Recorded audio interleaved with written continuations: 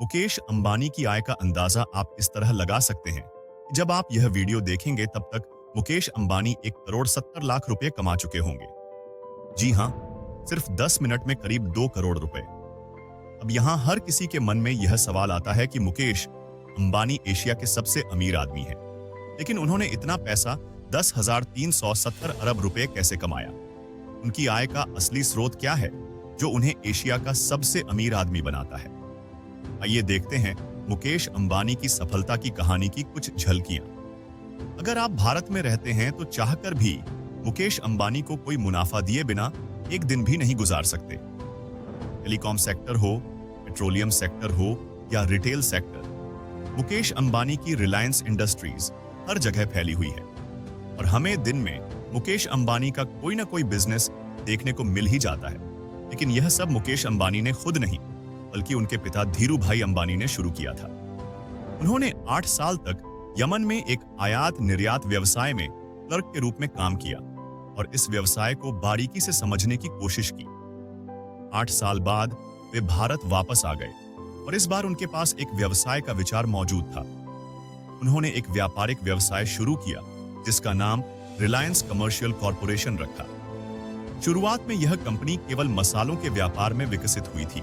वह भारत से मसाले खरीदकर मध्य पूर्व और अफ्रीका में निर्यात करते थे। 8 साल तक आयात निर्यात के कारोबार से जुड़े रहने की वजह से धीरू भाई को इस कारोबार का काफी अनुभव हो गया था, इसलिए उनके लिए सफलता की सीढ़ी आसान हो गई। लेकिन धीरू भाई कुछ और करना चाहते थे। उन्होंने सोचा कि आयात निर्यात तो पहले से ही चल रहा है, अब क्यों ना मैन्युफैक्चरिंग कारोबार में कदम रखा जाए, और उन्होंने रिलायंस टेक्सटाइल्स नाम से एक नई कंपनी शुरू की। उस समय भारत सरकार कपास पर काफी सख्त थी, जिसकी वजह से पूरे भारतीय कपड़ा उद्योग में महंगाई काफी ज्यादा थी। इस दौरान धीरू भाई अंबानी ने कपास की जगह सिंथेटिक कपड़ों का इस्तेमाल शुरू कर दिया, यानी रासायनिक प्रक्रिया से कपड़े बनाए जाने लगे, जिसकी वजह से न सिर्फ उन्हें सरकारी नीति से छुटकारा मिला, बल्कि कपड़े सस्ते होने की वजह से बाजार में तेजी से व्यापार बढ़ने लगा। लेकिन अब एक और मुश्किल उनके सामने थी। व्यापार को चलाने के लिए उन्हें दूसरी कंपनियों से पेट्रोलियम लेना पड़ता था, जिसके कारण उन्होंने अपना खुद का पेट्रोकेमिकल व्यवसाय शुरू करने का फैसला किया।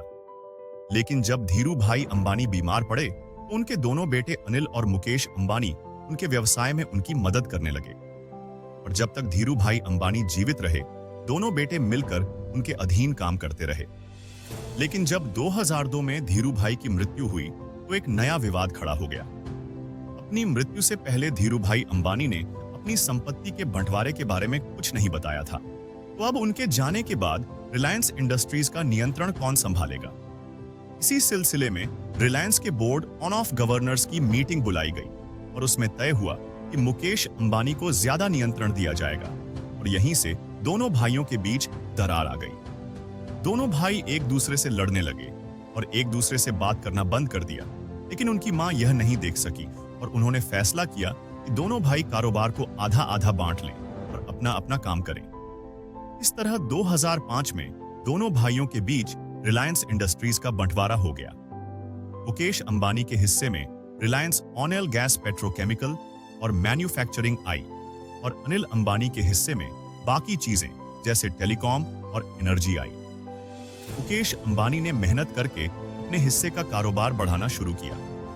उन्होंने अपने हिस्से में आने वाली जामनगर पेट्रोलियम रिफाइनरी का उत्पादन बढ़ाया और उसे अत्याधुनिक बनाया। इतना ही नहीं, इसके बाद मुकेश अंबानी ने रिटेल इंडस्ट्री में भी कदम रखा और पूरे भारत में स्मार्ट बाजार के नाम से डिस्काउंट स्टोर और सुपरमार्केट खोले, जहां उपभोक्ताओं को एक ही जगह पर सभी सामान कम कीमतों पर मिल सकता था। 2016 में मुकेश अंबानी ने टेलीकॉम इंडस्ट्री में कदम रखा, और यह कदम इतना बड़ा था कि इसने टेलीकॉम इंडस्ट्री की अन्य कंपनियों को धूल चटा दी।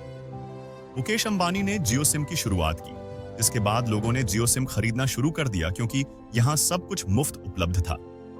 कुछ ही समय में जियो के ग्राहक 500 मिलियन तक पहुंच गए और जियो की वजह से बाजार में अन्य कंपनियों के साथ उनका मुकाबला खत्म हो रहा है। इसी तरह मुकेश अंबानी भारत के हर क्षेत्र में किसी न किसी तरह से जरूर शामिल है। आज मुकेश अंबानी की कुल संपत्ति 122 बिलियन डॉलर से अधिक है। मुंबई में मुकेश अंबानी का घर, जिसे एंटीलिया कहा जाता है, जो कि बहुत प्रसिद्ध है। बताया जाता है कि यह इमारत 20,000 करोड़ रुपए की लागत से बनाई गई है।